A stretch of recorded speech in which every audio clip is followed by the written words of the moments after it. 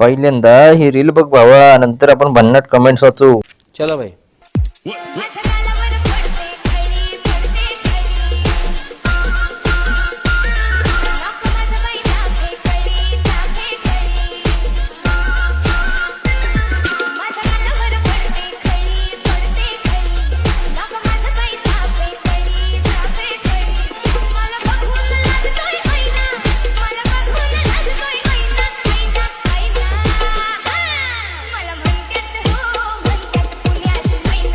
तो चलिए शुरू करते हैं. तुला म्हणतात ओ लॉज वरील महिना.